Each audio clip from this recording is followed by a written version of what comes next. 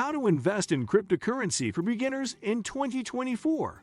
So before we get started, make sure to hit that like button and subscribe to my channel. Cryptocurrencies are enormously volatile, but that volatility can create opportunities for profit if you're looking to trade these digital assets.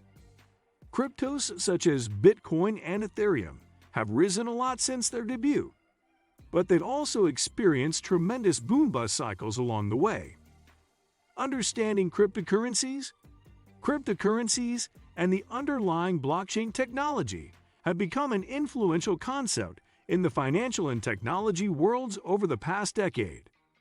Cryptocurrencies are digital assets that use cryptography to secure and verify transactions and control the creation of new entities, allowing them to function independently of central banks and governments. They can be used for a variety of purposes, including as a medium of exchange, store of value, and speculative investment. The last point, in particular, is a big contributor to the popularity of cryptocurrencies. Understand what you're investing in. As you would for any investment, understand exactly what you're investing in. If you're buying stocks, it's important to read the annual report and other SEC filings to analyze the companies thoroughly.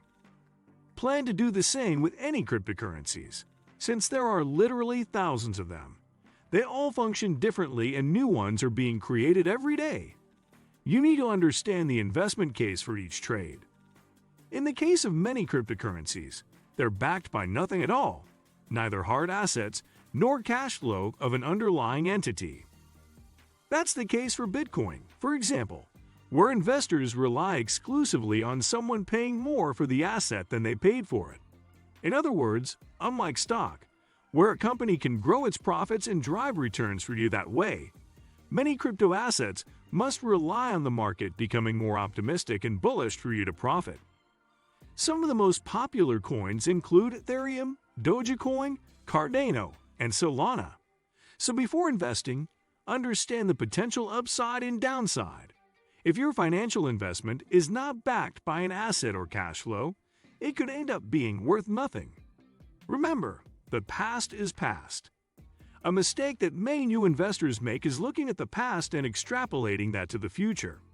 Yes, Bitcoin used to be worth pennies, but now is worth much more. The key question, however, is will that growth continue into the future, even if it's not at quite that meteoric rate? Investors look to the future, not to what an asset has done in the past. What will drive future returns? Traders buying a cryptocurrency today need tomorrow's gains, not yesterday's. Watch that volatility. The prices of cryptocurrencies are about as volatile as an asset can get. They could drop quickly in seconds on nothing more than a rumor that ends up proving baseless. That can be great for sophisticated investors who can execute trades rapidly or who have a solid grasp on the market's fundamentals, how the market is trending, and where it could go. For new investors without these skills or the high-powered algorithms that direct these trades, it's a minefield.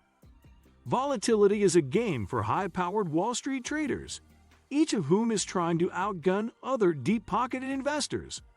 A new investor can easily get crushed by the volatility.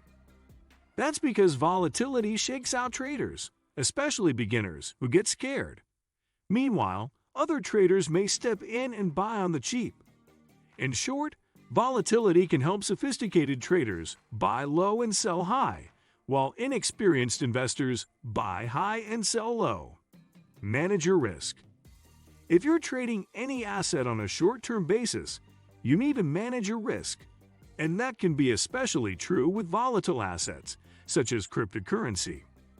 So as a newer trader, you'll need to understand how best to manage risk and develop a process that helps you mitigate losses. And that process can vary from individual to individual. Risk management for a long-term investor might simply be never selling, regardless of the price. The long-term mentality allows the investor to stick with the position. Risk management for a short-term trader, however, might be setting strict rules on when to sell, such as when an investment has fallen 10%. The trader then strictly follows the rule so that a relatively small decline doesn't become a crushing loss later. Newer traders should consider setting aside a certain amount of trading money and then using only a portion of it, at least at first. If a position moves against them, they'll still have money in reserve to trade with later. The ultimate point is that you can't trade if you don't have any money. So keeping some cash in reserve means you'll always have a bankroll to fund your trading. Don't invest more than you can afford to lose. Finally, it's important to avoid putting money that you need into speculative assets. If you can't afford to lose it, all of it, you can't afford to put it into risky assets, such as cryptocurrency, or other speculative assets for that matter.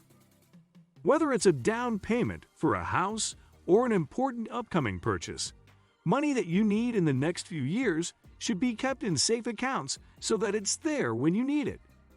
And if you're looking for an absolutely sure return, your best option is to pay off high-interest debt.